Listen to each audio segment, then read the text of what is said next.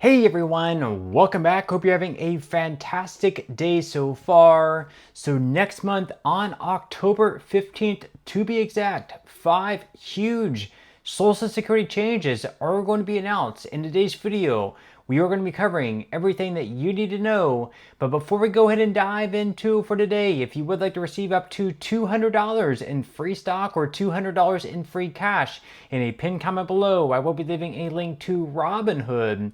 All you have to do is once you click on that link is just sign up for a free account and then simply link your bank account. You do not even have to make an opening deposit. At that point in time, Robinhood will be sending you one free stock worth all the way up to $200. And if you'd really just have the cash, all you have to do is once you receive the free stock is just sell it for what it's worth and then transfer the cash value right back to your bank account.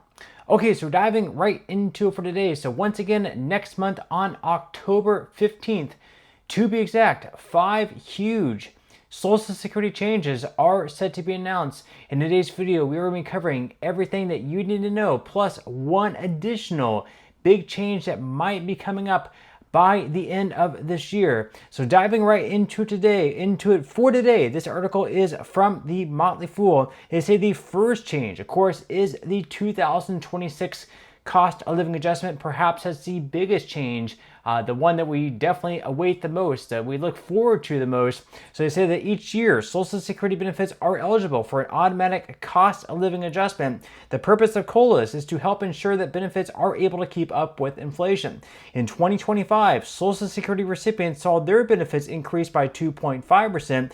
Many seniors would like to see a more generous COLA come through in 2026, especially with the threat of tariff-related increases looming. Now, of course, it is looking like it is going to be a little bit higher next year in 2026 when compared to the one that we received this year in 2025 of 2.5%. Right now, we have estimates ranging from 2.7% from the Senior Citizens League to 2.8% by Mary Johnson, who also releases this, predictions as well. So according to the Senior Citizens League here, they do say that TSCL's model predicts that the 2026 cost of living adjustment will be 2.7%.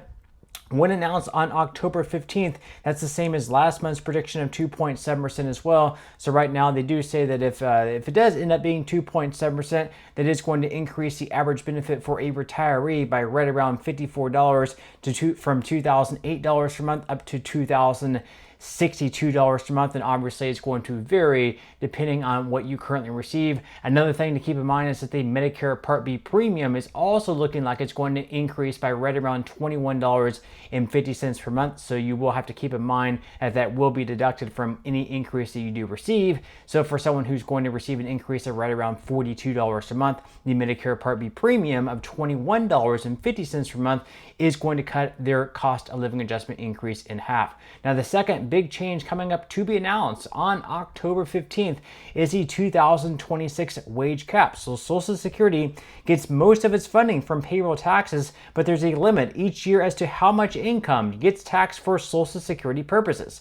In 2025, the Social Security earnings cap is $176,100. In 2026, that cap is likely to increase because of wage growth. So high earners should expect to open up their wallets a bit more. So in 2026, that's likely to increase to right around $182,000 or $183,000 per year. Now, a lot of Democrats are arguing right now that we should increase that, so higher earners also have to continue paying taxes, payroll taxes, into the Social Security Trust Fund, because right now someone who, for example, earns $20 million per year is going to be paying the exact same amount of tax this year into the Social Security Trust Fund via the payroll tax as someone who earns $176,100 per year. Democrats are saying that's unfair. Leave your thoughts and comments below. Do you think that we should be lifting the payroll tax cap? Now, the third change coming up that is going to be announced on October 15th is a new maximum monthly benefit. So they said that because there's a maximum amount of income tax for Social Security purposes each year, there's also a maximum monthly benefit Social Security is willing to pay. In 2025, the maximum Social Security benefit for someone claiming at the full retirement age is $4,018. That number is likely to increase in 2026, and you can also boost your monthly Social Security benefit by delaying delaying your claim beyond the full retirement age. So for example, this year, if you delay all the way until the age of 70, you can actually earn all the way up to $5,108 per month. That is, once again, likely to increase next year in 2026. Moving on to the fourth change, set to be announced on October 15th, is also a new earnings test limit. So people who collect Social Security and work before reaching their full retirement age are subject to an earnings test. Exceeding its limits means having benefits withheld and paid back to you later. So in 2025, the earnings test limit is $23,400 or $62,160 for those reaching the full retirement age by the end of this year. In 2026, these numbers are likely to rise, making it possible to earn more money before seeing an impact to your monthly Social Security checks. So once again, millions of Americans every single year decide to start claiming Social Security before their full retirement age. And in those cases, they can only earn up to a certain amount if they continue working in their job, whether on a part-time or a full-time basis, before some of their Social Security benefits starts getting withheld. So once again, next year in 2026, those numbers are likely to increase as well. Now, moving on to the fifth change, set to be announced on October 15th, is a new income requirement for work credits. So to qualify for Social Security benefits in retirement, you need to accumulate 40 work credits in your lifetime at a maximum of 4 credits each year. In 2025, the value of a single work credit is $1,810. Next year, it's likely to rise. This means that it may become harder for some people to qualify for Social Security, and an increase in the value of work credits may not affect full-time workers, but it could absolutely have an effect on those who only work part-time. Now, some other changes that also are going to be starting, I guess, technically this year, but actually on next year's tax returns, is going to be the increase for those age 65 and older. So pretty much a lot of people who receive Social Security benefits, you're actually going to have an increase in your standard deduction by $6,000 for individuals and $12,000 for joint filers. So right now, if you pay very little taxes on your Social Security benefits, this increase in the standard deduction of $6,000 to $12,000 per year could actually completely eliminate what you are currently paying. So you can see up there on the screen that under the One Big Beautiful Bill Act passed in July 2025, individuals aged 65 and older can claim an additional $6,000 deduction on their federal taxes for the 2025 through 2028 tax years. This deduction is an extra benefit for seniors, not a $6,000 increase to the base standard deduction for all taxpayers. And we also have lawmakers in Washington right now calling for the complete elimination of taxes on Social Security benefits altogether. This would obviously be a really good thing, and we have Republicans as well as Democrats calling for this, so it's very much bipartisan.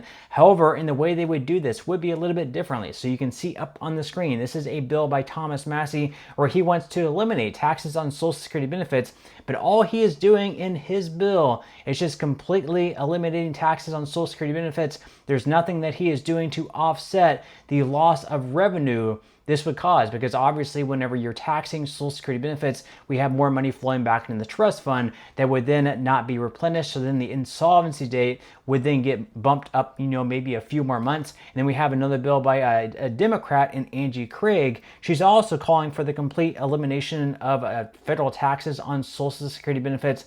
But the difference in her bill versus Thomas Massie's bill is she says the bill would be paid for by raising the cap on the Social Security payroll tax. So higher earning Americans will continue paying into Social Security, and according to a nonpartisan analysis, Representative Craig's bill would allow the Social Security Administration to continue making all payments on time and in full through 2058, 24 years longer than the current projection of 2034. So right now, once again, we do have projections being released that unfortunately come 2032 through 2033, if nothing is done by Congress, there is going to have to be an automatic benefit cut across the board by right around 24% by raising taxes on higher earners. The payroll tax that comes into the trust fund, they would be able to increase that solvency an additional maybe 25 through 75 years. And this bill would also eliminate taxes at the federal level on Social Security benefits. But with that said, leave your thoughts and comments below. Which of these changes are you most excited about